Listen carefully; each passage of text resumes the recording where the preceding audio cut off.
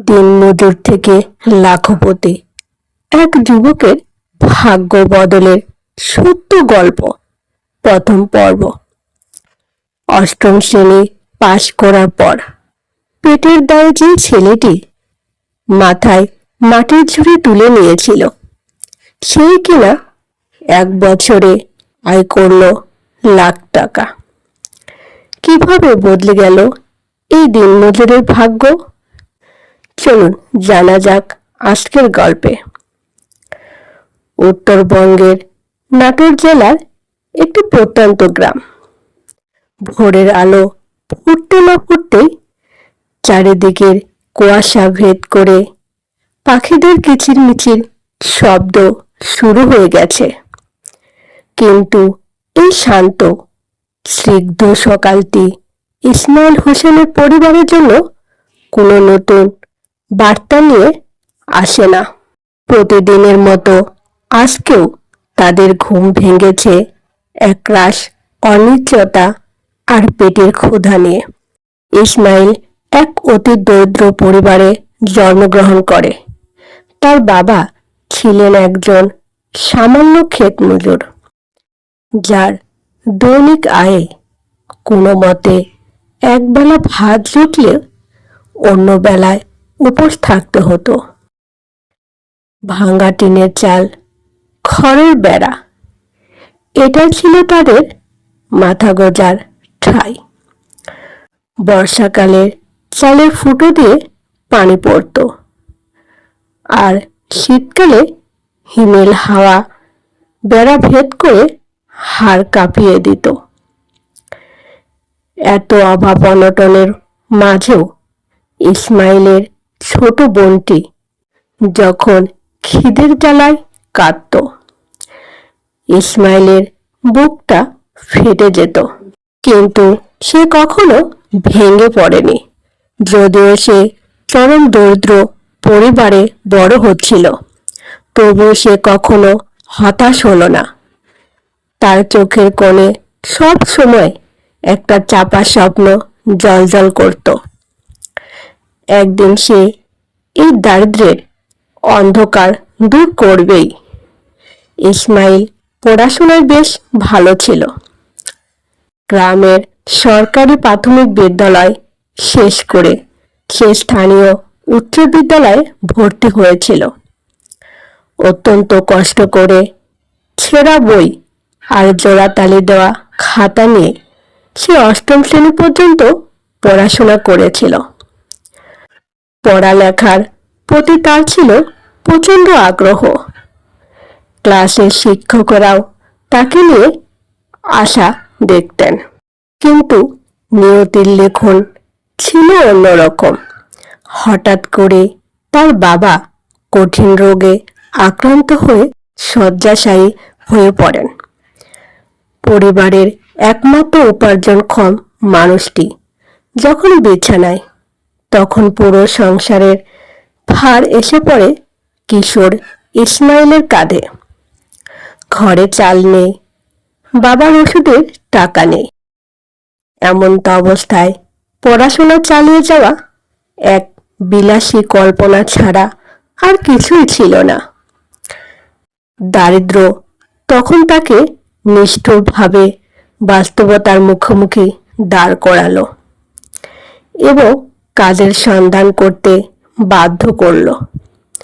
বুক ভরা কষ্ট আর চোখ ভরা জল নিয়ে ইসমাইল তার প্রিয় স্কুল, সহপাঠী আর বই খাতাকে বিদায় জানালো। তাই সে স্কুল ত্যাগ করল এবং নিজের সোনালী ভবিষ্যৎ গড়ার স্বপ্নটাকে আপাতত এক পাশে সরিয়ে রেখে একজন দিনমজুর হিসেবে কাজ করতে শুরু করল। দিনমজুরের কাজ সহজ নয়। কাক ডাকা ভোরে ঘুম থেকে উঠে ইসমাইলকে চলে যেতে হতো গ্রামের শ্রমিকের হাটে। সেখানে কাস্তে কোদাল হাতে দাঁড়িয়ে থাকতে হতো কোনো গৃহস্থের ডাকের আশায়। কখনো অন্যের জমিতে ধান কাটা, কখনো মাটি কাটা, আবার কখনো ভারী বোঝা বহনের কাজ করতে হতো তাকে। টানা খাটুনির পর দিন শেষে যে সামান্য টাকা পাওয়া যেত তা দিয়ে চাল ডাল কিনে বাড়ি ফিরত সে। ইসমাইলের বয়স কম হলেও তার কাজের প্রতি নিষ্ঠা ছিল প্রশংসনীয়। সে ছিল অত্যন্ত উদ্যমী এবং উৎসাহী। অন্য দিন মজুরেরা যেখানে কাজের ফাঁকে ফাঁকে বিশ্রাম নিত বা অলস সময় কাটাতো, ইসমাইল সেখানে এক নাগাড়ে কাজ করে যেত। কখনো কোনো কাজ না থাকলে সে অলসভাবে বসে রইল না। নিজের বাড়ির চারপাশের পতিত জমি পরিষ্কার করা, অন্যের বাগানে সাহায্য করা, এমন কোনো কাজ নেই যা সে করত না। সে জানত অলসতা মানুষকে আরো বেশি অন্ধকারের দিকে ঠেলে দেয়। কিন্তু দিনমজুরের এই সীমিত আয়ে সংসার চললেও ভাগ্যের কোনো পরিবর্তন হচ্ছিল না। ইসমাইল বুঝতে পারল শুধু গায়ের খাটুনি দিয়ে দারিদ্র্য দূর করা সম্ভব নয়। এর জন্য চাই সঠিক পরিকল্পনা ও কারিগরি দক্ষতা। একদিন কাজ শেষে বাড়ি ফেরার পথে ইসমাইল বাজারে চায়ের দোকানে নাটোর হর্টিকালচার সেন্টারের ব্যাপারে জানতে পারে। সেখানে সরকারিভাবে যুবকদের বিভিন্ন কৃষি ও চাষাবাদের ওপর প্রশিক্ষণ দেওয়া হয়। এই খবরটি ইসমাইলের মনে এক নতুন আশার আলো জ্বালিয়ে দিল। সে ভাবল, মাটি তো সবার জন্যই সমান, কিন্তু যারা সঠিক নিয়মে চাষ করে তারা সফল হয়। আমি কেন পারবো না? যেমন ভাবা তেমন কাজ। কোনো রকম দ্বিধাদ্বন্দ্ব না রেখে সে নাটোর হর্টিকালচার সেন্টারে ভর্তি হলো। সেখানে শুরু হলো তার জীবনের এক নতুন অধ্যায়। প্রতিদিন মাইলের পর মাইল হেঁটে সে সেন্টারে যেত। তার চোখ কান ছিল সবসময় খোলা। প্রশিক্ষকদের প্রতিটি কথা সে খুব মনোযোগ দিয়ে শুনত এবং খাতায় নোট করে রাখত। সে শাক সবজি চাষের ওপর নিবিড় প্রশিক্ষণ নিল। মাটি তৈরি, বীজের গুণগত মান যাচাই, জৈব সারের ব্যবহার, আধুনিক সেচ ব্যবস্থা এবং পোকামাকড় দমনের বৈজ্ঞানিক উপায় সবকিছু সে খুব অল্প সময় আয়ত্ত করে ফেলল। হর্টিকালচার সেন্টারের কর্মকর্তারা ইসমাইলের এই আগ্রহ ও একাগ্রতা দেখে মুগ্ধ হলেন এবং তাকে সব ধরনের সহযোগিতার আশ্বাস দিলেন। প্রশিক্ষণ শেষ করে ইসমাইল ঘরে ফিরে এলো এক নতুন আত্মবিশ্বাস নিয়ে। এখন আর সে পুরনো দিনের অবশ দিনমজুর নয়। সে এখন আধুনিক কৃষি জ্ঞানে সমৃদ্ধ একজন তরুণ উদ্যোক্তা। কিন্তু সমস্যা হলো, নিজের বলতে তো কোনো চাষযোগ্য জমি নেই। তাহলে সে কথায় তার এই বিদ্যা কাজে লাগাবে? ইসমাইল দমে যাওয়ার পাত্র নয়। সে তার গ্রামের এক প্রভাবশালী গৃহস্থের কাছে গেল, যার কিছু জমি পতিত পড়েছিল। ইসমাইল তাকে বুঝিয়ে বলল এবং নিয়ম অনুযায়ী সে তার গ্রামের জমি ইজারা নিল। জমি ইজারা নেওয়ার জন্য দিনমজুরের কাছ থেকে জমানো শেষ সম্বলটুকু সে বাজে ধরল। গ্রামের অনেকে তাকে নিয়ে উপহাস করেছিল, স্কুল শুট ছেলে, এসেছে আধুনিক চাষা হতে। কিন্তু ইসমাইল কারো কথায় কান দিল না। সে তার ইজারা নেওয়া জমিতে দিনরাত পরিশ্রম শুরু করলো। হর্টিকালচার সেন্টার থেকে শেখা শাকসবজি চাষে সে নতুন এবং উন্নত জ্ঞান প্রয়োগ করলো। সনাতন পদ্ধতির বদলে সে মাটির স্বাস্থ্য পরীক্ষা করে সুষম সার দিল। আধুনিক পদ্ধতিতে মালচিং ও সেচের ব্যবস্থা করল। রাসায়নিক কীটনাশকের বদলে সে ব্যবহার করল পরিবেশ বান্ধব নিম তেল ও ফেরোমন ফাঁদ। তার জমিতে সবুজ শাক সবজির চারাগুলো যেন জাদুকরি ছোঁয়ায় তরতর করে বেড়ে উঠতে লাগলো। কয়েক মাসের অক্লান্ত পরিশ্রমের পর ইসমাইলের ক্ষেত ভরে গেল নানান রঙের টাটকা ও মানসম্মত শাকসবজিতে। টমেটো, বেগুন, লাউ আর মরিচের বাম্পার ফলন দেখে পুরো গ্রামের মানুষের চোখ কপালে উঠল। যারা একদিন তাকে উপহাস করেছিল তারা এখন ইসমাইলের ক্ষেত দেখতে আসতে লাগলো। ইসমাইল নিজে ভোরে উঠে সবজি তুলে বাজারে নিয়ে যেত। সরাসরি পাইকারদের কাছে বিক্রি করার ফলে সে ভালো দাম পেতে শুরু করলো। উন্নত ও বিষমুক্ত সবজি হয় বাজারে তার সবজির চাহিদাও ছিল ব্যাপক।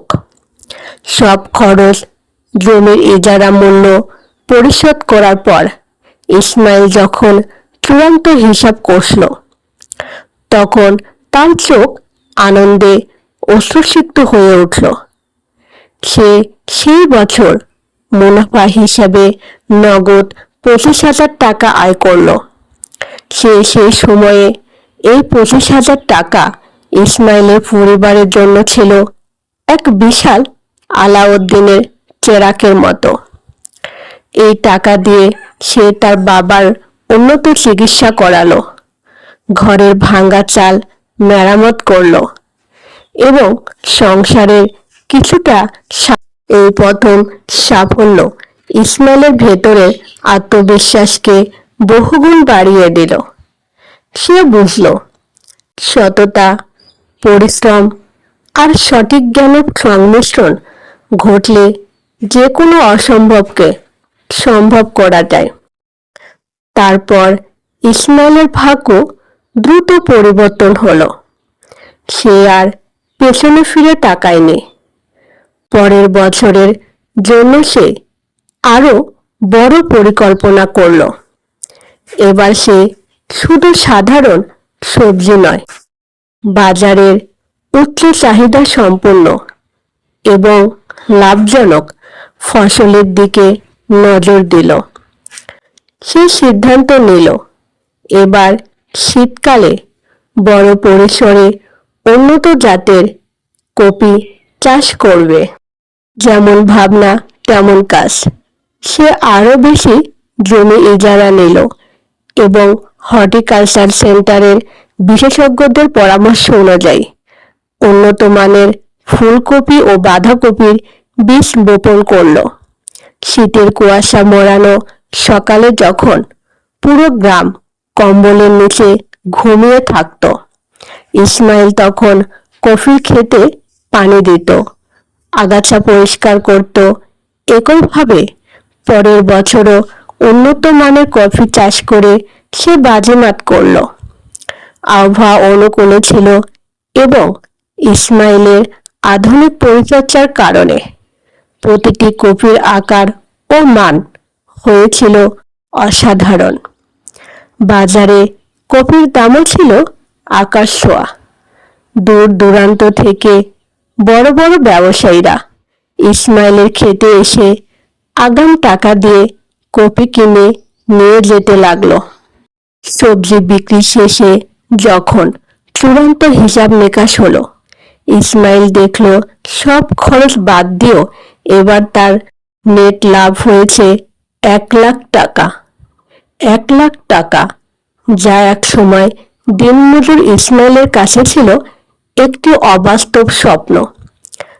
আজ তা তার হাতের মুঠোয়। ইসমাইলের মা বাবা ছেলের এই সাফল্য দেখে খুশিতে কেঁদে ফেললেন। গ্রাম জুড়ে ইসমাইলের নাম ছড়িয়ে পড়ল। দিনমজুর ইসমাইল এখন গ্রামের একজন সফল এবং আদর্শ চাষি।